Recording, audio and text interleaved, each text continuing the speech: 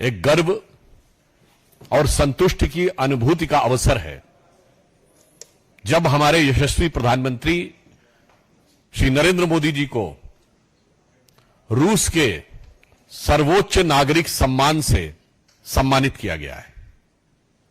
यह विषय सिर्फ एक सम्मान का नहीं है। प्रधानमंत्री श्री नरेंद्र मोदी जी भारत के इकलौते प्रधानमंत्री हैं जिन्हें अनेक देशों में, प्रमुख देश जैसे फ्रांस, इजिप्ट, यूनाइटेड अरब अमीरात, विशेषकर हमारे विरोधी लोग ध्यान दें, सऊदी अरब, यूनाइटेड अरब अमीरात, इजिप्ट और पैलेस्टीन जैसे तमाम देशों ने, करीब 12-13 देशों ने अपना सर्वोच्च नागरिक सम्मान दिया, पूर्व में भी दिया जा चुका है। और आज रशिया ने अपने highest civilian award the order of the saint Andrew the apostle प्रधानमंत्री श्री नरेंद्र मोदी जी को दिया है। महत्वपूर्ण बात सिर्फ एक सम्मान की नहीं है। इस समय मोदी जी एकमात्र राष्ट्राध्यक्ष हैं जिसे 2 बार अमेरिकी संसद के संयुक्त सत्र को संबोधित करने का अवसर मिला और उसके साथ ही रूस ने अपना सर्वोच्च नागरिक सम्मान दिया।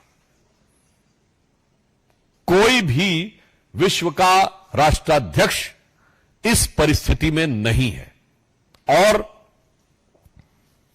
आज ही अमेरिका में भी व्हाइट हाउस की प्रेस कॉन्फ्रेंस में पुनः उन्होंने बोला है कि just to retreat that India is our strategic partner. विश्व में किसी भी अन्य देश की वह स्थिति नहीं है कि अमेरिका कहे कि India is our strategic partner और रशिया कहे India is our traditional ally, यानी दोनों ही आपको कहे कि आप उनके रणनीतिक साझेदार हैं। अमेरिका ये कहे और रूस कहे कि आप उसके परंपरागत साझेदार हैं।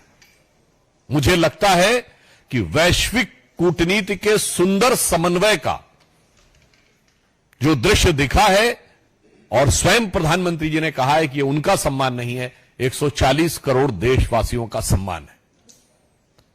मुझे लगता है कि जिस प्रकार की दक्षता और क्षमता मोदी जी ने दिखाई, और उल्लेखनीय बात यह है कि आप ध्यान करें कि युद्ध के बियॉन्ड समाधान निकाला जा सकता है, यह भी बात उन्होंने वहीं पर कही है। इस समय वो ऑस्ट्रिया की यात्रा पे हैं, परंतु मैं एक बात कहना चाहूंगा कि हमारे राजनीतिक विरोधी जो इस प्रकार के विघ्न संतोषी हैं कि किसी भी शुभ और मंगलकारी कार्य में किस प्रकार से कोई नकारात्मक दृष्टि देखी जा सकती है, जिनको उसमें महारत हासिल है, वो सदैव किसी न किसी विषय को लेकर इस शानदार गौरवपूर्ण क्षण पर भी कोई ना कोई नकारात्मक बात करना चाहते हैं। तो हमसे पूछ रहे हैं कि यूक्रेन के बारे में क्यों नहीं बोला है। तो मैं पूछना चाहता हूं, हम तो सरकार में हैं और प्रधानमंत्री जी का यह अधिकार ही नहीं, कर्तव्य भी है कि अंतर्राष्ट्रीय विषय पे बोले। मैं कांग्रेस पार्टी से पूछना चाहता हूं, आपकी सीडब्ल्यूसी में क्या रशिया यूक्रेन को लेकर कोई प्रस्ताव पारित हुआ था? पर मैं क्यों पूछ रहा हूं, क्योंकि आपकी सीडब्ल्यूसी में इजराइल हमास के बारे में प्रस्ताव पारित हुआ था, पैलेस्टीन का समर्थन करते हुए। और इजराइल हमास युद्ध के बारे में सोनिया गांधी जी ने आर्टिकल लिखा था अखबारों में, प्रियंका गांधी जी ने ट्वीट किया था। मैं पूछना चाहता हूं, कितनी अंतर्राष्ट्रीय समस्याओं पर सीडब्ल्यूसी का प्रस्ताव है? चाइना ताइवान पे है कि रशिया यूक्रेन पे है, कि आर्मेनिया अजरबैजान पे है, कि इराक और कुवैत पे है, या सोमालिया के ऊपर है?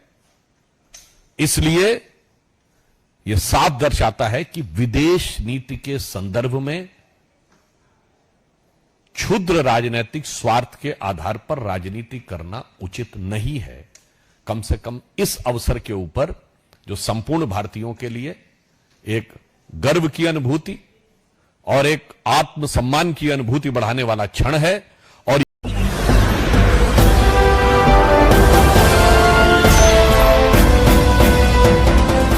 आप देख रहे हैं लाइव न्यूज 9 99 राष्ट्र सबसे पहले।